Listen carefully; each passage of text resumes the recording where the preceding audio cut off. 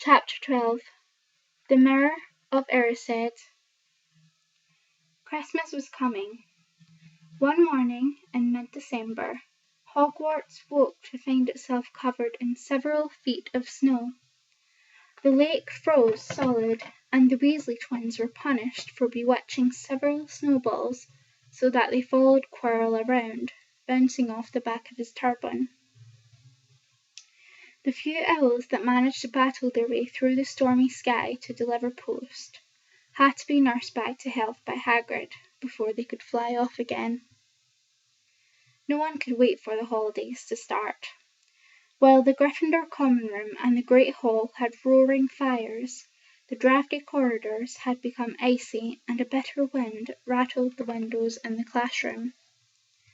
Worst of all were Professor Snape's classes down in the dungeons, where their breath rose in a mist before them, and they kept as close as possible to their hot cauldrons.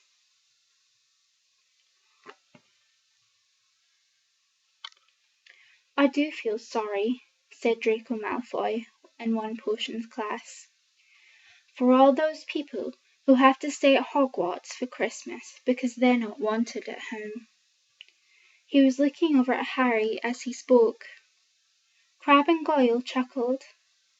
Harry, who was measuring out powdered spine of lionfish, ignored them. Malfoy had been even more unpleasant than usual since the Quidditch match. Disgusted that Slytherin had lost, he had tried to get everyone laughing at how a wide-mouthed tree frog would be replacing Harry as the Seeker next. Then he'd realised that nobody found this funny, because they were all so impressed at the way Harry had managed to stay on his bucking broomstick. So Malfoy, jealous and angry, had gone back to taunting Harry about having no proper family. Bit harsh, innit? It was true that Harry wasn't going back to Privet Drive for Christmas. Professor McGonagall had come round the week before, making a list of students who would be staying for the holidays, and Harry had signed up at once. He didn't feel sorry for himself at all. This would probably be the best Christmas he'd ever had. Ron and his brothers were staying too, because Mr. and Mrs. Weasley were going to Romania to visit Charlie. When they left the dungeons at the end of potions, they found a large fir tree blocking the corridor ahead. Two enormous feet sticking out at the bottom, and a loud puffing sound told them that Hagrid was behind it. "Aye, Hagrid, want any help?" Ron asked, sticking his head through the branches. "Nah, I'm all right, thanks, Ron." "Would you mind getting out of the way?" came Malfoy's cold drawl from behind them.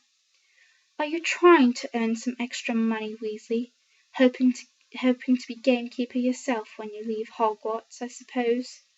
That hut of Hagrid's must seem a lot like palace compared to what your family's used to." Ron dived at Malfoy just as Snape came up the stairs. "Weasley!" Ron let go of the front of Malfoy's robes. "He was provoked, Professor Snape," said Hagrid, sticking his yew-cherry face out from behind the tree. Malfoy was insulting his family." "Be that as it may, fighting is against Hogwarts rules, Hagrid," said Snape silkily. 5 points from Gryffindor, Weasley, and be grateful it isn't more.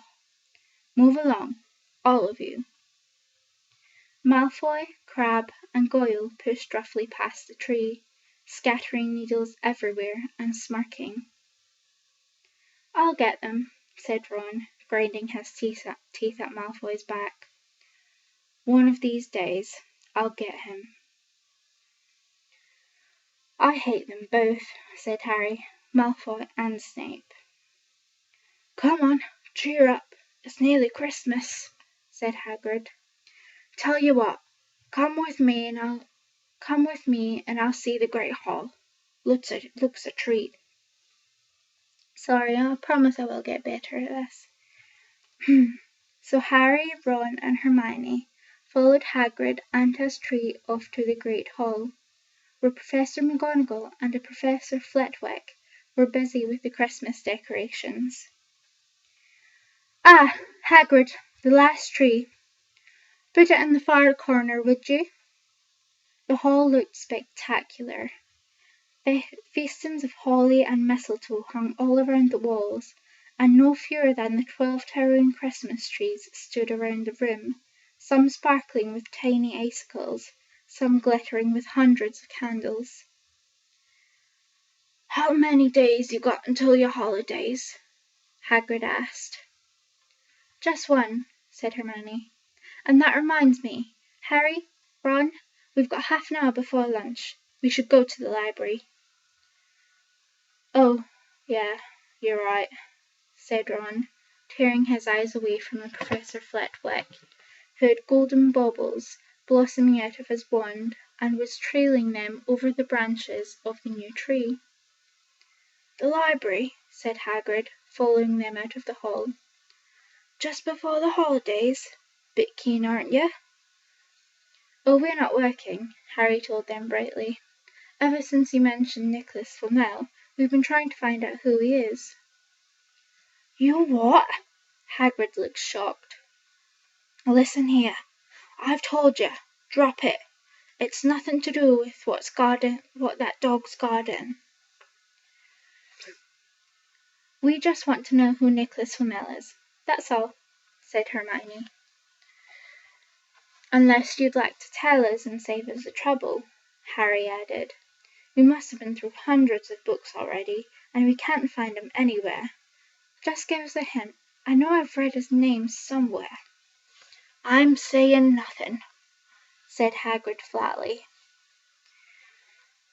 "Just have to find out ourselves then," said Ron, and they left Hagrid looking disgruntled and hurried off to the library. They had indeed been searching books for Flamel's name ever since Hagrid had let it slip, because how else were they going to find out what Snape was trying to steal? The trouble was, it was very hard to know where to begin, not knowing what Flamel might have done to get himself into a book. He wasn't in great wizards of the 20th century, or notable magical names of our time. He was missing, too, from important modern magical discoveries, and a study of recent developments in wizardry. And then, of course, there was the sheer size of the library. Tens of thousands of books, thousands of shelves, hundreds of narrow rows. Hermione took out a list of subjects and titles she had decided to search while Ron strode off down a row of books and started pulling them off the shelves at random. Harry wandered over to the restricted section. He had been wondering for a while if Flamel wasn't somewhere in there. Unfortunately, you needed a specially signed note from one of the teachers to look in any of the restricted books, and he knew he'd never get one. They were the books containing powerful dark magic, never taught at Hogwarts, and only read by older students studying advanced defense against the dark arts. "What are you looking for, boy?" "Oh, nothing," said Harry. Madame Pince, the librarian, brandished a feather duster at him. "You'd better get out, then. Go on, out!" Wishing he'd been a bit quicker at thinking up his story, Harry left the library. He, Ron and Hermione had already agreed they'd better not ask Madame Pince where they could find Flamel. They were sure she'd be able to tell them, but they couldn't risk Snape hearing what they were up to. Harry waited outside in the corridor to see if the other two had found anything, but he wasn't very hopeful. They had been looking for a fortnight, after all, but as they only had odd moments before lessons, it wasn't surprising they hadn't found anything. What they really needed was a nice long search without Madame Pince breathing down their necks. 5 minutes later, Ron and Hermione joined them, shaking their heads. They went off to lunch. "You will keep looking while I'm away, won't you?" said Hermione. "And send me an owl if you find anything." "And you could ask your parents if they know who Flamel is," said Ron. "It'd be safe to ask them." "Very safe, as they're both dentists," said Hermione. Once the holidays had started, Ron and Harry were having too good a time to think about Flamel. He had the dormitory to themselves, and the common room was far emptier than usual, so they were able to get the good armchairs by the fire. They sat by the hour, eating anything they could spare on a toasting fork, bread, crumpets, marshmallows, and plotting ways of getting Malfoy expelled, which were fun to talk about even if they wouldn't work. Ron also started teaching Harry wizard chess. This was exactly like Muggle chess, except that the figures were alive, which made it a lot like directing troops in battle. Ron's set was very old and battered. Like everything else he owned, it had once belonged to someone else in his family, in this case his grandfather. However, old chessmen weren't a drawback at all. Ron knew them so well he never had trouble getting them to do what he wanted. Harry played with chessman Seamus Finnegan and lent him. Sorry, I'm going to redo that sentence. Harry played with chessman Seamus Finnegan.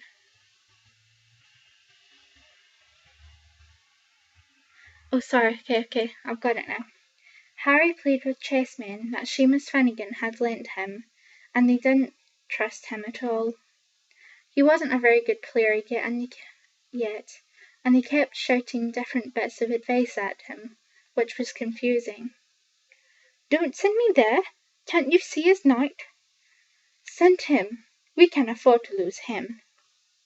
On Christmas Eve, Harry went to bed looking forward to the next day for the food and the fun, but not expecting any presents at all.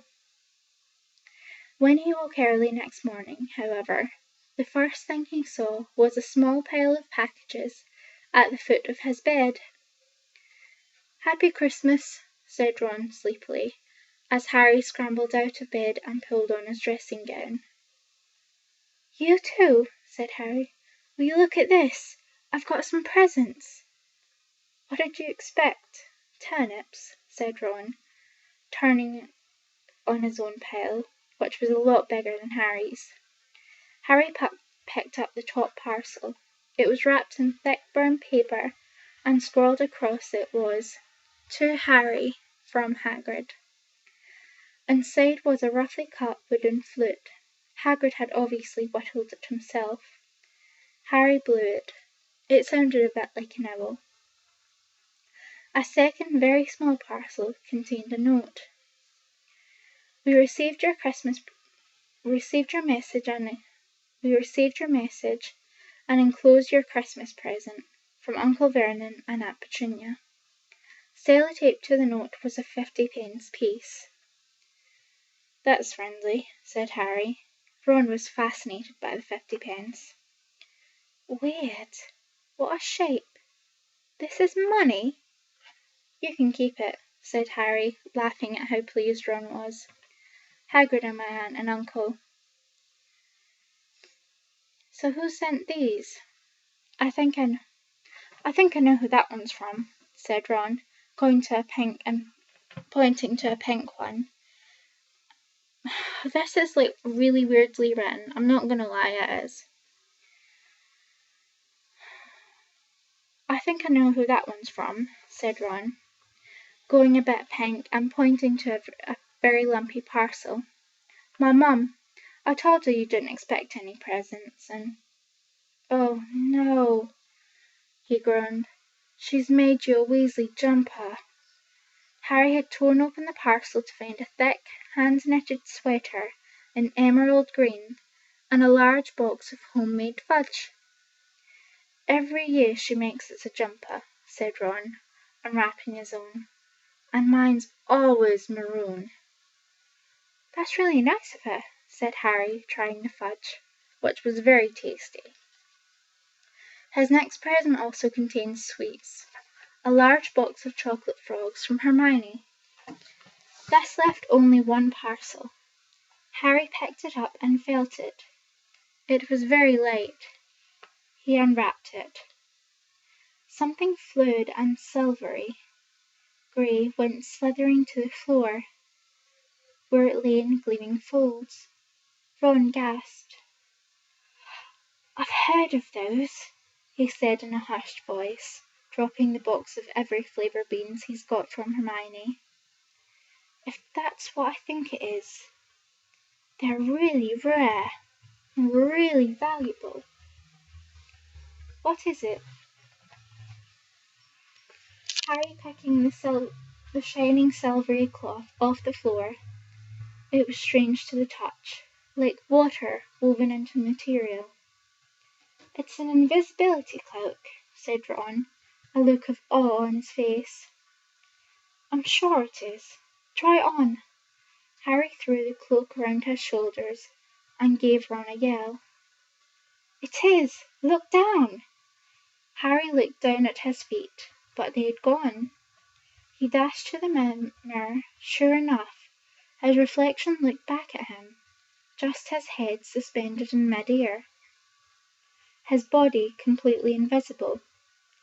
He pulled the cloak over his head and his reflection vanished completely. "There's a note," said Ron suddenly. "A note fell out of it." Harry pulled off the cloak and seized the letter. Written in narrow, lippy writing he had never seen before were the following words: "Your father left this in my possession before he died. It is time it was returned to you. Use it well. A very Merry Christmas to you." There was no signature. Harry stared at the note. Ron was admiring the cloak. "I'd give anything for one of these," he said. "Anything. What's the matter?" "Nothing," said Harry. He felt very strange. Who had sent the cloak? Had it really once belonged to his father? Before he could say or think anything else, the dormitory door was flung open, and Fred and George Weasley bounded in. Harry stuffed the cloak quickly out of sight. He didn't feel like sharing it with anyone else yet. "Merry Christmas!" "Hey, look! Harry's got a Weasley jumper too!" Fred and George were wearing blue jumpers, one with a large yellow F on it, and the other with a large yellow G. "Harry's is better than ours, though," said Fred, holding up Harry's jumper. "She obviously makes more of an effort if you're not family." "Why aren't you wearing yours, Ron?" George demanded. "Come on, get it on. They're lovely and warm." "I hate maroon," Ron moaned half-heartedly as he pulled it over his head. "You haven't got a letter in yours," George observed. "I suppose she thinks she don't forget your name. But we're not stupid. We know we're called Grid and Fudge." "What's all this noise?" Percy Weasley stuck his head through the door, looking disapproving. He had clearly come halfway through unwrapping his presents, as he, too, carried a lumpy jumper over his arm, which Fred seized. "P for Prefect! Get it on, Percy, come on. We're all wearing ours. Even Harry got one." "I don't want," said Percy thickly, as the twins forced the jumper over his head, knocking his glasses askew. "And you're not sitting with the prefects today either," said George. "Christmas is time for family." They frog-marched Percy from the room, his arms pinned to his side by his jumper. Harry had never in his life had such a Christmas dinner. 100 fat roast turkeys, mountains of roast and boiled potatoes, platters of fat chipolatas, tureens of buttered peas, silver boats of thick, rich gravy and cranberry sauce, and stacks of wizard crackers every few feet along the table. These fantastic crackers were nothing like the feeble muggle ones the Dursleys usually bought, with their little plastic toys and their flimsy paper hats. Harry pulled a wizard cracker with Fred, and it didn't just bang, it went off with a blast like a cannon and engulfed them all in a cloud of blue smoke, while from the inside exploded a rear admiral's hat and several live white mice. Up on the high table,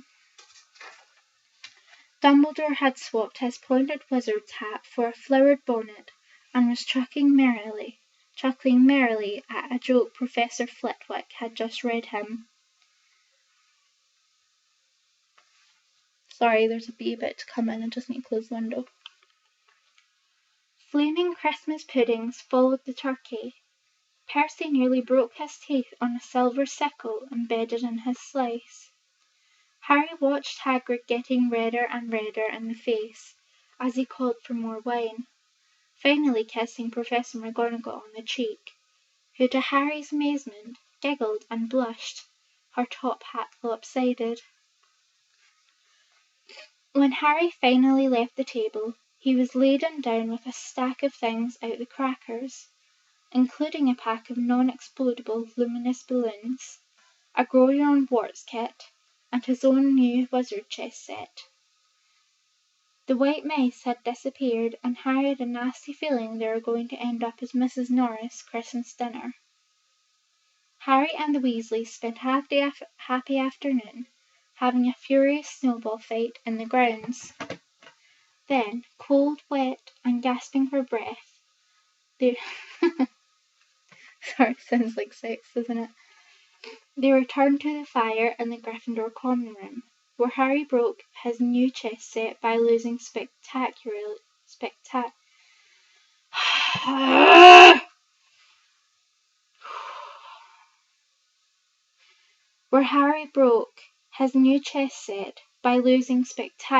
to Ron. He suspected he wouldn't have lost so badly if Percy hadn't tried to have helped. Sorry, babe, I'll start again. Harry and the Weasleys spent a happy afternoon having a furious snowball fight in the grounds. Then, cold, wet, and gasping for breath, they returned to the fire in the Gryffindor common room, where Harry broke his new chess set by losing spectacularly to Ron. He suspected he wouldn't have lost so badly if Percy hadn't have tried to help him so much. After a tea of turkey sandwiches, crumpets, trifle, and Christmas cake, everyone felt too full and sleepy to do much before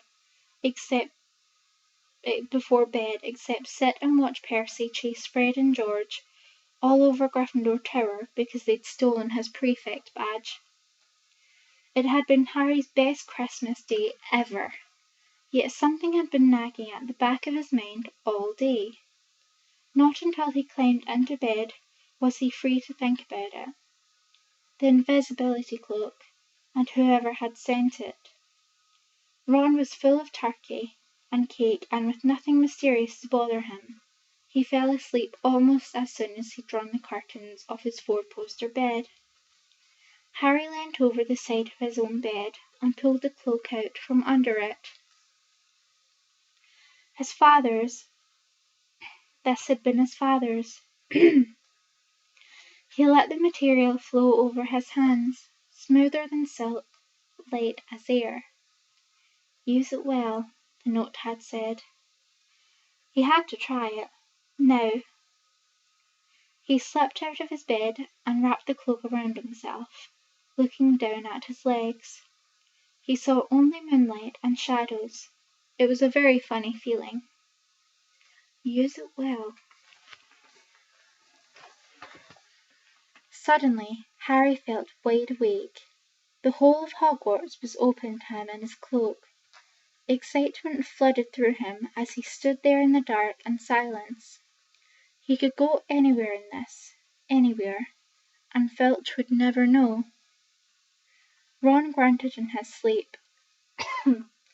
Should Harry wake him? Something held him back. His father's cloak. He felt that this time, the first time.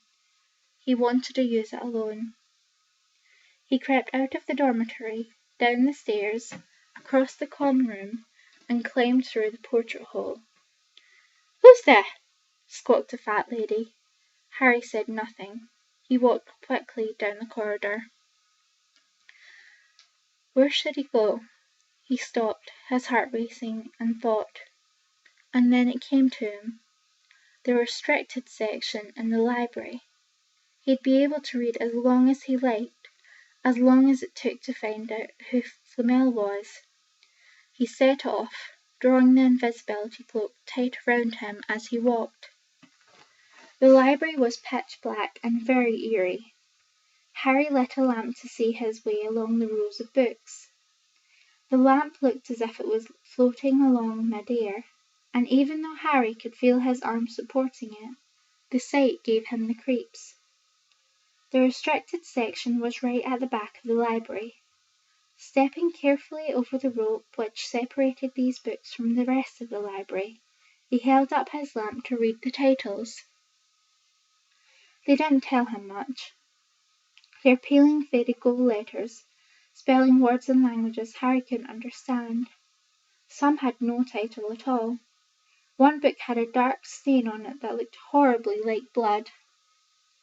The hairs on the back of Harry's neck prickled. Maybe he was imagining it, maybe not, but he thought a faint whispering was coming from one of the books, as though they knew someone was there who shouldn't be. He had to start somewhere. Setting the lamp down carefully on the floor, he looked along the bottom shelf for an interesting-looking book.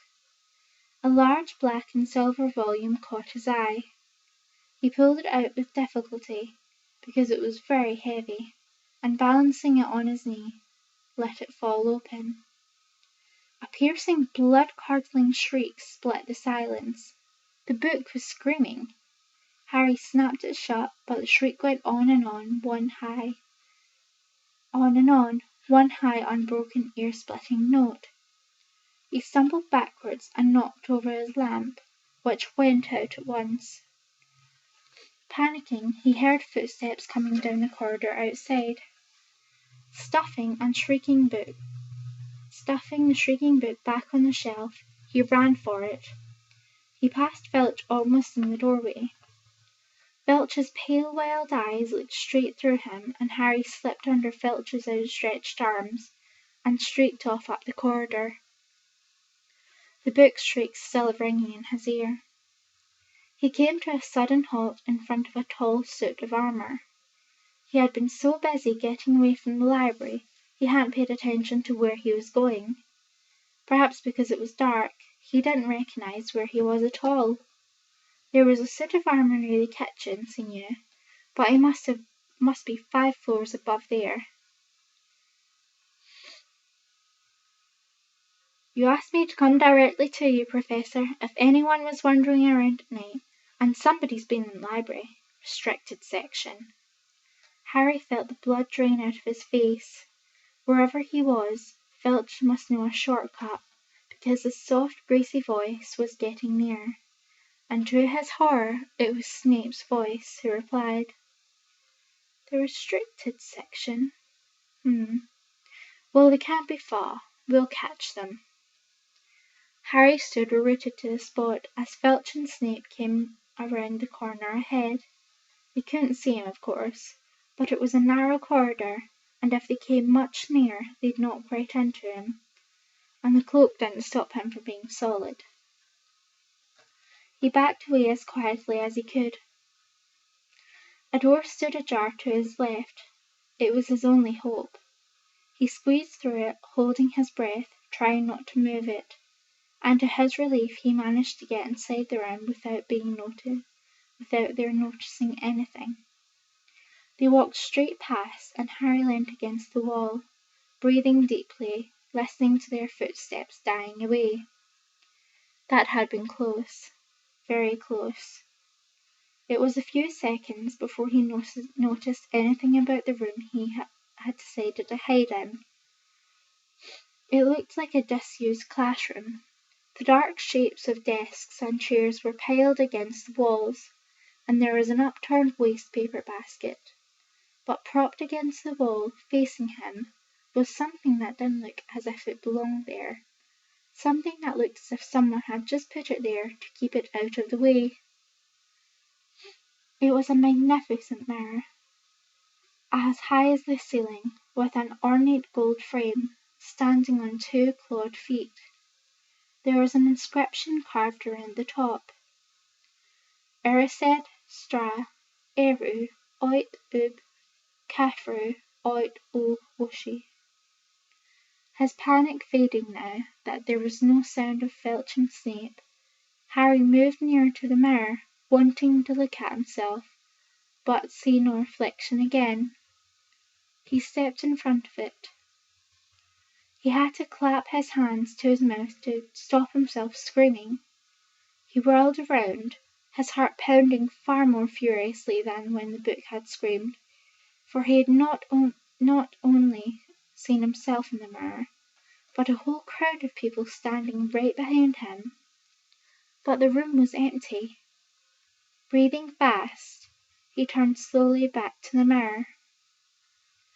There he was, reflected in it, white and scared-looking, and there, reflected behind him, were at least 10 others. Harry looked over his shoulder, but still no one was there, or they were all invisible too. Was he in fact in a room full of invisible people, and this mirror's trick was that it reflected them, invisible or not? He looked in the mirror again. A woman standing right behind his reflection was smiling at him and waving. He reached out a hand and felt the air behind him. If she was really there, he'd touch her. Their reflections were so close together, but he only felt air. She and the others had only existed in the mirror. She was a very pretty woman. She had dark red hair, and her eyes were just like mine, Harry thought, edging a little closer to the glass. Bright green, exactly the same shape. But then he noticed she was crying, smiling, but crying at the same time. The tall, thin, black-haired man standing next to her put his arm around her. He wore glasses, and his hair was very untidy. It stuck up at the back, just like Harry's did. Harry was so close to the mirror now that his nose was nearly touching that of his reflection. "Mum," he whispered. "Dad?" They just looked at him, smiling.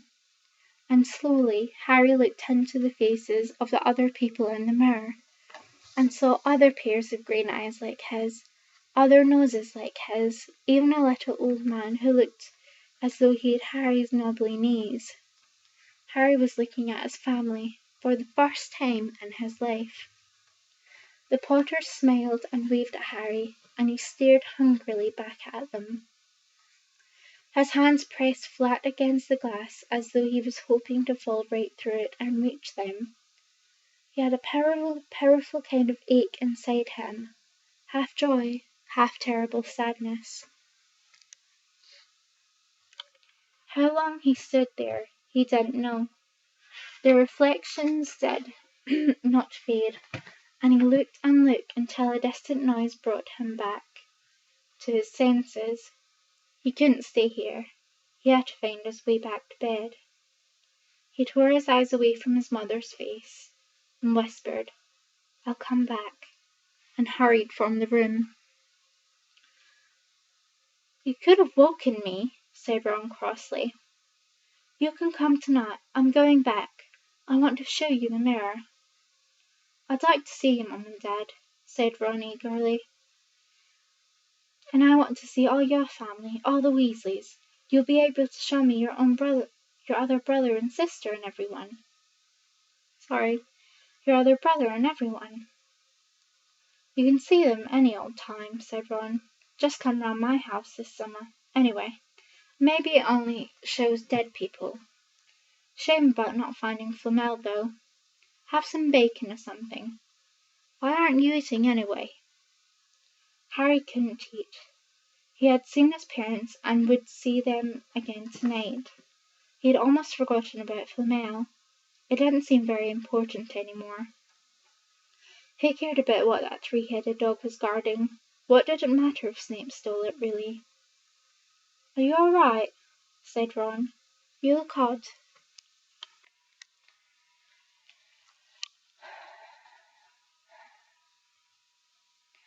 What Harry feared the most was that he might not be able to find the mirror room again. With Ron covered in the cloak too, they had to walk much more slowly the next night. They tried retracing Harry's route from the library, wandering around the dark passageways for nearly an hour. "I'm freezing," said Ron. "Let's forget about it and go back." "No," said Harry. "I know it's here somewhere." They passed the ghost of a tall witch gliding in the opposite direction, but saw no one else.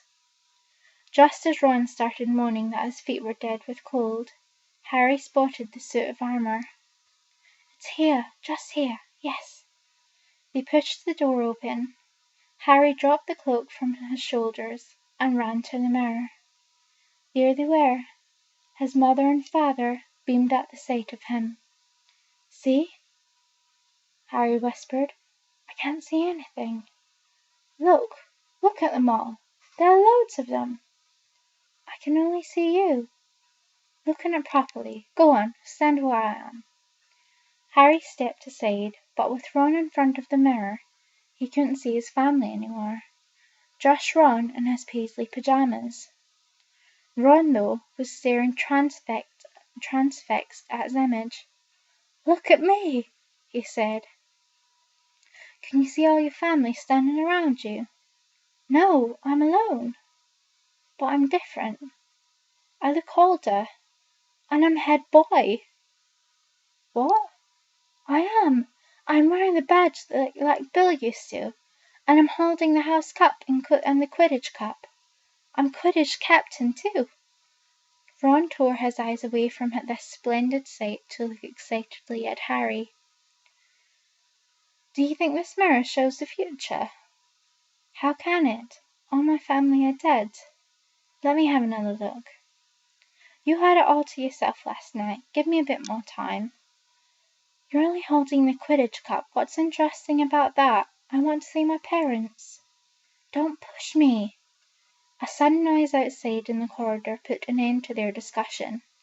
They hadn't realized how loudly they had been talking. "Quick!"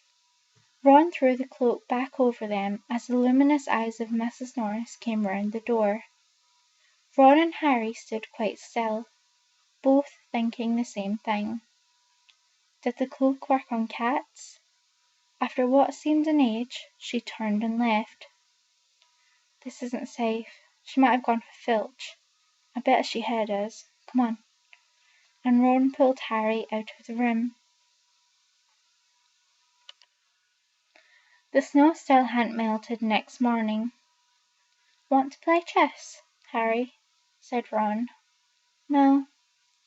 "Why don't we go down and visit Hagrid?" "No, you go." "I know what you're thinking about, Harry. That mirror. Don't go back tonight." "Why not?" "I don't know. I've just got a bad feeling about it. And anyway, you've had too many close shaves already. Filch, Snape, and Mrs. Norris are wandering around. So what if they can't see you? What if they walk into you?